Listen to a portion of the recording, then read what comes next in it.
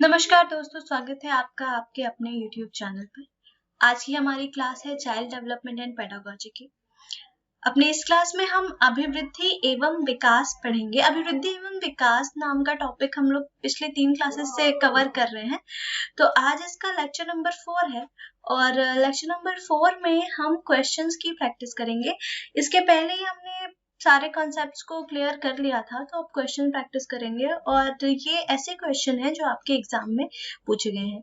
एक बार सारी चीजें हम टॉपिक वाइज कवर कर लेंगे, पूरा सिलेबस। उसके बाद हम धीरे धीरे प्रैक्टिस सेट्स को सॉल्व करेंगे। तो चलिए स्टार्ट करते हैं। 20 क्वेश्चंस हैं टोटल। 20 क्वेश्चंस को हमने सॉल्व करना है। आप अपना स्कोर लिखते जाइएगा और फिर कमेंट सेक्शन में मुझे बताइएगा कि आप लोगों ने कितना स्कोर किया। तो स्टार्ट करेंगे पहले क्वेश्चन से। पहला क्वेश्चन कहता है कि बाल मनोविज्ञान के व्यवहार का वैज्ञानिक अध्ययन किया जाता है। यानी बाल मनोविज्ञान जो चाइल्ड साइकोलॉजी है, इसके जो बच्चे की जो साइकोलॉजी है, इसके बिहेवियर का अगर हम बात करें अध्ययन में, यानी कि स्टडी, साइंटिफिक स्टडी कहाँ पे की जाती है, तो बाल मनोविज्ञान में की जाती है, शिक्षक मनोविज्ञान में की जाती है, किशोर मनोविज्ञान में की जाती है, या उपर्युक्त में से कोई। तो देखिए, अब बात करेंगे बाल मनोविज्ञान के स्टडी की, तो बाल मनोविज्ञान की स्टडी किसमें की जाएगी? बाल मनोविज्ञान में ही की जाएगी। यानी आपका ऑप्शन नंबर ए क्या है? बिल्कुल सही है। तो यहाँ पे जिसने भी ऑप्शन नंबर ए टिक किया था, उनका जवाब सही है, आपको 1 नंबर मिल जाते हैं। सीडीपी के 30 मार्क्स आपके पेपर में आते हैं और अगर आप सारे क्वेश्चन सही करके आएंगे तो आपको 30 में से 30 मिल जाएगा। इसीलिए बहुत अच्छे से पढ़िए और ये सिर्फ कॉन्सेप्ट है। अगर आपका कॉन्सेप्ट अच्छा है तो आप 30 में से 30 स्कोर कर सकते हैं। बहुत लोगों ने इस सेक्शन में 30 में से 30 स्कोर किया भी है। आगे देखते हैं क्वेश्चन नंबर 2। कहता है कि बाल मनोविज्ञान एक वैज्ञानिक अध्ययन है जिसमें बालक के विकास का अध्ययन गर्भकाल से प्रारंभ से किशोरावस्था की प्रारंभिक अवस्था तक रहता है। यह किसका कथन है? इस कथन का मतलब क्या है? बाल मनोविज्ञान यानी चाइल्ड साइकोलॉजी, ये क्या है? यह एक वैज्ञानिक अध्ययन है। तो इसमें करते क्या है? इसमें बालक के यानी चाइल्ड के विकास का अध्ययन करते हैं कि उसका डेवलपमेंट कैसे हो रहा है। और ये कब से कब तक करेंगे हम? बाल मनोविज्ञान के अंतर्गत। तो बाल मनोविज्ञान के अंतर्गत हम इसको गर्भकाल से, यानी जब बच्चा पेट में होता है तब से लेके किशोरावस्था यानी एडोलसेंस की उम्र तक करेंगे। ठीक, तो यह कथन किसका है? हरलॉक का, थॉमसन का, क्रो एंड क्रो का, या जे.एस. रॉस का? तो आप लोगों ने अपना आंसर सेलेक्ट कर लिया होगा। देखो, इसका सही आंसर होगा ऑप्शन नंबर सी, यानी क्रो एंड क्रो। इस तरीके के स्टेटमेंट्स जितने भी हैं वो आपको याद कर लेने हैं, क्योंकि ये स्टेटमेंट बेस्ड क्वेश्चन जो है वो आपके एग्जाम में पूछे जाते हैं। तो जिसकी जो भी स्टेटमेंट है, जो भी डेफिनेशंस है, वो आप अच्छे से एक बार पढ़ लीजिएगा। चलिए, और पिछले 3 लेक्चर्स अगर अभी तक नहीं देखे हैं आपने तो उसको देख लीजिए। और अगर वीडियो ये वाली बाकी तीनों पसंद आई हो तो लाइक जरूर कर दीजिएगा और शेयर करिए ज्यादा से ज्यादा, ताकि वीडियो ज्यादा लोगों तक पहुंच सके। और एक इम्पॉर्टेंट चीज मैं ये बता दूं कि डिस्क्रिप्शन बॉक्स में टेलीग्राम चैनल का लिंक दिया हुआ है। उस पर मैं अभी सारी पीडीएफ अपलोड कर दूंगी, first lecture, second lecture, third lecture और इसकी। तो आप वो जरूर से देख लेना एक बार। चलो नेक्स्ट क्वेश्चन पे चलते हैं। अगली चीज क्या है? शैशवावस्था। शैशवावस्था क्या है? ये कौन सी अवस्था है? इस वक्त बच्चा क्या करता है, ये बात करी जा रही है। तो क्या ये समायोजन की अवस्था है? क्या ये आत्मनिर्भरता की अवस्था है?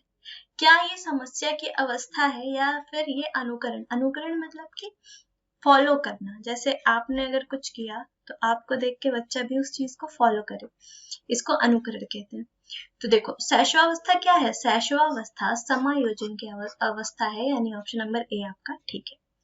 अच्छा, हरलॉक ने अपने अकॉर्डिंग अवस्थाओं को बांटा था कि इतने से इतने उम्र के बच्चे इस अवस्था के, इतने से इतने उम्र के बच्चे किशोरावस्था के। तो आपको बताना है कि हरलॉक के अनुसार बचपनावस्था की आयु क्या है? 2 से 5 वर्ष तक की। 2 से 5 यानी बच्चा 2 साल का है उससे 5 वर्ष तक की आयु का होने में, क्या इसको बचपनावस्था कहते हैं? या 2 सप्ताह का है, यानी बच्चे को पैदा हुए 2 सप्ताह हो गए से 2 वर्ष तक की आयु, या 2 से 3 वर्ष तक की आयु, या 2 सप्ताह से 1 वर्ष तक की आयु। तो देखो हरलॉक ने बचपनावस्था को 2 सप्ताह से 2 वर्ष तक की आयु कहा था, यानी बच्चा पैदा होके जब 2 सप्ताह का हो गया तो 2 सप्ताह से 2 वर्ष तक की आयु में वो क्या है, बचपनावस्था में है। चलिए आगे देखिए। अच्छा ये वही क्वेश्चन है फिर से। अगला क्वेश्चन नंबर 5 क्या कहता है, मानसिक विकास एक प्रक्रिया है। मानसिक विकास यानी कि आपका मेंटल डेवलपमेंट, आपका दिमाग किस तरीके से आप विकसित हो रहा है, ये कैसी प्रक्रिया है? सतत यानी कंटिन्यूअस। क्या ये कंटिन्यूअस प्रक्रिया है? बिल्कुल पहला ही सही है। वैसे भी आप जानते हैं कि development is a continuous process, यानी विकास क्या है, एक सतत प्रक्रिया है। तो मानसिक विकास भी क्या है, एक सतत प्रक्रिया है। इसका भी पहला ही ऑप्शन सही होगा। आगे देखिए क्वेश्चन नंबर 6 क्या कहता है कि 6 से 7 वर्ष के बालक कौन से खेलों में अधिक रुचि लेते हैं, यानी जब बच्चा 6 से 7 वर्ष की उम्र का है तो वो किस तरीके की खेल अधिक खेलेगा? एकाकी यानी अकेले खेलना पसंद करेगा, सामूहिक यानी समूह में ग्रुप में खेलना पसंद करेगा, एकाकी और सामूहिक दोनों यानी कि वो अकेले खेलना भी पसंद करेगा और समूह में भी, वो दोनों में बराबर रूप से भागीदार रहेगा, या फिर इनमें से कोई नहीं। तो देखो जब 6 से 7 वर्ष की आयु में आ जाता है बच्चा, इस वक्त वो दोनों तरीके से खेलता है, यानी वो अकेले भी खेलता है, अकेले वो कुछ अपना रूबिक्स क्यूब, गन और कुछ अपने छोटे छोटे खिलौने लेके खेलता है, और साथ में दोस्तों के साथ मिलकर भी खेलता है। तो ऑप्शन नंबर सी यानी एकाकी और सामूहिक दोनों रूप से खेलता है 6-7 वर्ष के बच्चे। अगला देखेंगे आप भाषा। क्वेश्चन नंबर 7 भाषा विकास की अवस्थाएं या चरण है। मतलब भाषा का विकास करना चाहते हैं अगर आप किसी बच्चे का, तो क्या क्या उसमें स्टेप्स होंगे, क्या क्या चरण होंगे? वाक्य प्रयोग, यानी किसी शब्द को आपने वाक्य में प्रयोग कर लिया, या किसी वाक्य का आप किस जगह पे उपयुक्त प्रयोग कर सकते। शुद्ध उच्चारण, यानी भाषा का विकास के लिए क्या ये सभी चरण है? तो हाँ बिल्कुल, देखिए आप वाक्य में किस तरह से उसका उपयुक्त प्रयोग कर सकते हैं, बोलने की तैयारी करना और किसी शब्द का शुद्ध उच्चारण करना, ये सभी क्या है, ये सभी भाषा विकास की अवस्थाएं हैं या फिर चरण। तो कौन सा ऑप्शन सी हो जाएगा? ऑप्शन नंबर डी, यानी कि ये सभी। अगला देखेंगे क्वेश्चन नंबर 8 कहता है कि विकास कभी ना समाप्त होने वाली प्रक्रिया है, यानी डेवलपमेंट जो है वो कभी खत्म नहीं होती है, वो हमेशा चलती रहती है, एक सतत प्रक्रिया है या फिर एक कंटिन्यूअस प्रोसेस है। यह विचार किससे संबंधित है? एकीकरण के सिद्धांत से, अंतःक्रिया के सिद्धांत से, अंतः संबंध के सिद्धांत से, या फिर निरंतरता के सिद्धांत से। तो अभी हमने देखा कि विचार कभी ना समाप्त होने वाली प्रक्रिया है, यानी विचार एक सतत प्रक्रिया है। विचार क्या है? एक कंटिन्यूअस प्रोसेस है। कंटिन्यूअस यानी कि निरंतरता है इसके अंदर, ये निरंतर चलती रहती है। तो ऑप्शन नंबर डी यानी कि निरंतरता का सिद्धांत। 8 क्वेश्चन हो चुके हैं, आपने सबने अपने अपने स्कोर्स नोट कर लिए होंगे, वो सब लास्ट में जब 20 क्वेश्चन खत्म हो जाएंगे उसके बाद आप बताइएगा कि कितने आपके क्वेश्चन सही हुए हैं। और ये क्वेश्चन देख रहे हैं आप, सीटेट 2011 में पूछा हुआ प्रश्न है। अगला देखते हैं क्वेश्चन नंबर 9 क्या कहता है कि निम्नलिखित में से किस अवस्था में बच्चे अपने समवयस्क समूह के सक्रिय सदस्य हो जाते हैं? पूर्व बाल्यावस्था, किशोरावस्था या प्रौढ़ावस्था। तो देखो ये ऐसी कौन सी अवस्था होती है जब जो बच्चा है वो अपने पेयर ग्रुप का, समवयस्क ग्रुप का एक एक्टिव मेंबर हो जाता है। ठीक, देखो मेंबर तो वो बाल्यावस्था में ही हो जाता है, लेकिन बात करेंगे एक्टिव मेंबर की, तो एक्टिव यानी सक्रिय कब होता है? किशोरावस्था में, यानी ऑप्शन नंबर सी हो जाएगा आपका करेक्ट आंसर। चलिए अगला देखेंगे क्वेश्चन नंबर 10 कह रहा है कि विकास का क्या अर्थ है। ये सीटेट 2011 में आया हुआ प्रश्न है। देखिए, परिवर्तन की उत्तरोत्तर श्रृंखला, उत्तरोत्तर यानी कि प्रोग्रेसिव, तो परिवर्तनों का progressive change, progressive series of changes, अभिप्रेरणा के फलस्वरूप होने वाले परिवर्तनों की श्रृंखला, यानी मोटिवेशन, जो परिवर्तन मोटिवेशन की वजह से हो रहे हैं उसकी श्रृंखला। अभिप्रेरणा मोटिवेशन एवं अनुभव यानी कि एक्सपीरियंस के फलस्वरूप होने वाले परिवर्तनों की उत्तरोत्तर श्रृंखला, यानी जो आपके अंदर जो चेंज मोटिवेशन और एक्सपीरियंस की वजह से हो रहा है, क्या वो विकास है? या परिपक्वता एवं अनुभव के फलस्वरूप होने वाले परिवर्तनों की संख्या। परिपक्वता यानी कि मैच्योरिटी, तो हाँ, परिपक्वता यानी मैच्योरिटी और अनुभव यानी कि एक्सपीरियंस के फलस्वरूप जो हमारे अंदर परिवर्तन आते हैं वही क्या है? विकास है। ये मैंने आपको बताया था जब हम विकास पढ़ रहे थे लेक्चर नंबर 2 में, यानी ऑप्शन नंबर डी बिल्कुल सही हो जाएगा। तो 10 क्वेश्चंस हो गए। अगर वीडियो आपको पसंद आई है तो वीडियो जरूर से लाइक कर दीजिए और शेयर कर दीजिए, और इतनी मेहनत के बाद अगर आपका लाइक मिलता है तो हमें भी मोटिवेशन मिलती है। चलिए आगे देखेंगे क्वेश्चन नंबर 11। क्वेश्चन नंबर 11 कहता है कि बाल मनोविज्ञान का क्षेत्र है, यूपीटेट 2016 में आया हुआ प्रश्न, बाल मनोविज्ञान का क्षेत्र है केवल शैशवावस्था की विशेषताओं का अध्ययन, यानी बाल मनोविज्ञान के अंतर्गत क्या है? हम केवल शैशवावस्था की विशेषताओं का अध्ययन करते हैं, केवल गर्भावस्था की विशेषताओं का अध्ययन करते हैं, केवल बाल्यावस्था की विशेषताओं का अध्ययन करते हैं, या फिर गर्भावस्था से किशोरावस्था तक की विशेषताओं का अध्ययन करते हैं। तो बिल्कुल बाल मनोविज्ञान के क्षेत्र में हम क्या करते हैं? गर्भावस्था से किशोरावस्था तक की विशेषताओं का अध्ययन करते हैं। आगे चलेंगे क्वेश्चन नंबर 12 पे। इस पे चलने से पहले मैं आपको बता दूं कि अगर आप अपनी तैयारी बिल्कुल अच्छे तरीके से करना चाहते हो, देखो अभी एग्जाम पोस्टपोन हो गया है तो गोल्डन अपॉर्चुनिटी है आपके पास। अगर आप यूपी टेट की तैयारी अच्छे तरीके से करना चाहते हो तो आप अगर चाहें तो अनअकैडमी का सब्सक्रिप्शन ले सकते हैं। इस सब्सक्रिप्शन के बहुत सारे बेनिफिट्स होते हैं। सबसे पहले तो आपको अपने एजुकेटर्स की लाइव क्लासेस मिलेंगी, और साथ ही साथ आपको डाउट क्लियरिंग सेशंस भी मिलेंगे इन्हीं एजुकेटर्स की, जो आपको पढ़ा रहे होंगे वो हर थर्ड क्लास आपकी डाउट क्लियरिंग लेंगे। इसके अलावा आपको पीडीएफ नोट्स प्रोवाइड की जाएंगी, जो आप पढ़ेंगे उसका नोट्स आपको पीडीएफ फॉर्म में अवेलेबल करा दिया जाएगा। इसके अलावा आपको फ्री में प्रैक्टिस सेट्स या फिर मॉक टेस्ट मिलते रहेंगे, ताकि आप अपनी तैयारी, अपना इवैल्यूएशन खुद से भी कर सकें, और आपको बहुत अच्छे टीचर से पढ़ने का मौका मिलेगा, उनके एक्सपीरियंस से सीखने का मौका मिलेगा। और अगर आप में से कोई भी इंटरेस्टेड है अनअकैडमी की सब्सक्रिप्शन के लिए, तो सब्सक्रिप्शन लेने के दौरान आपसे रेफरल कोड पूछा जाता है। तो अगर आपके पास रेफरल कोड होता है तो आपको इंस्टेंट डिस्काउंट मिल जाएगा 10% का। तो ये रहा रेफरल कोड। अगर आप में से कोई भी इंटरेस्टेड है तो ये रेफरल कोड यूज करके सब्सक्रिप्शन ले लेना, इससे आपको 10% का इंस्टेंट डिस्काउंट मिल जाएगा। ठीक है, चलो। विकास के किस काल को अत्यधिक दबाव और तनाव का काल कहा गया है?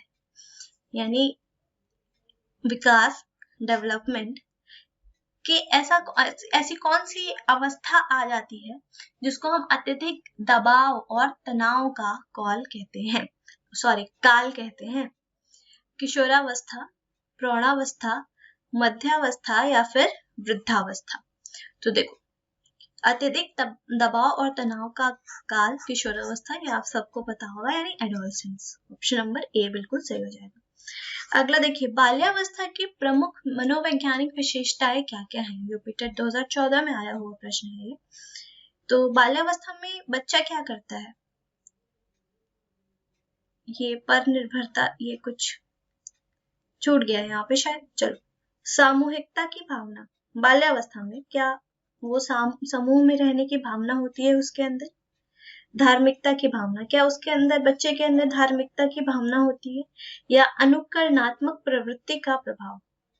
तो देखो, इस समय अनुकरणात्मक प्रवृत्ति का प्रभाव होता है बच्चे के अंदर। आप जैसा करेंगे वो आपको उसी तरह से इमिटेट, आपको कॉपी करने की कोशिश करेगा। तो इस समय बच्चा क्या करता है? अनुकरण करता है, देख सीखता है।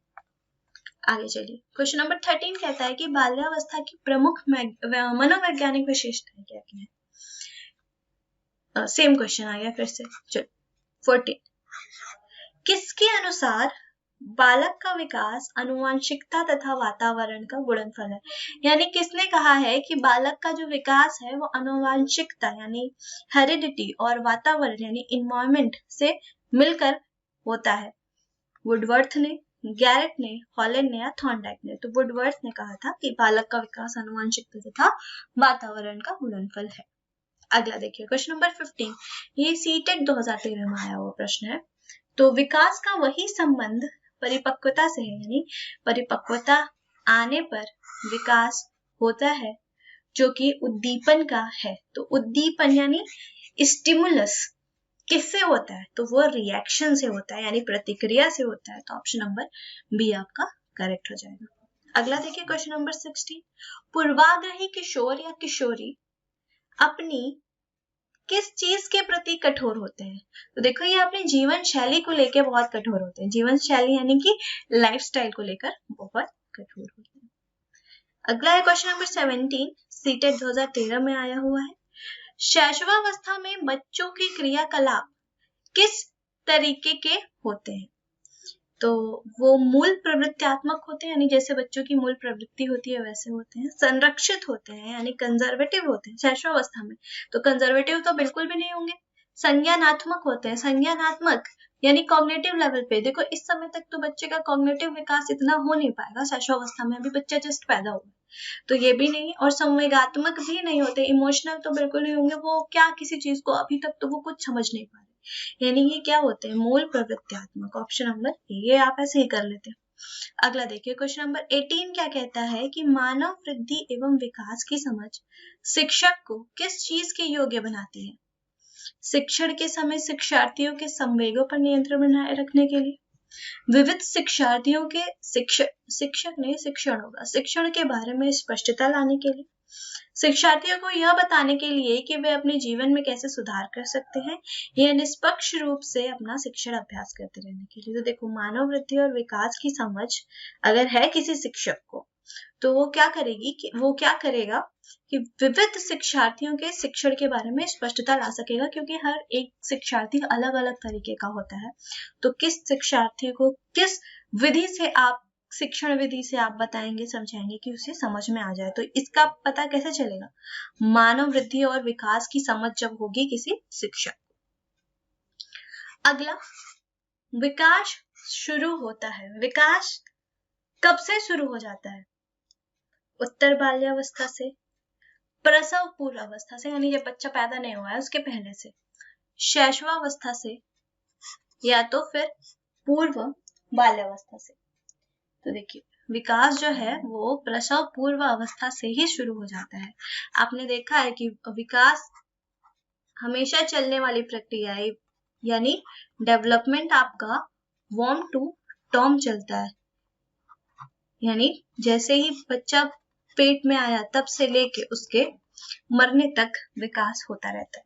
अगला है क्वेश्चन नंबर 20, निम्नलिखित में से किसके अतिरिक्त सभी वातावरणीय कारक विकास को आकार देते हैं? यानी विकास को आकार देने में, विकास को अच्छा करने में, डेवलपमेंट लाने में किसी बच्चे के अंदर कौन कौन से कारक जो है वो काम आते हैं?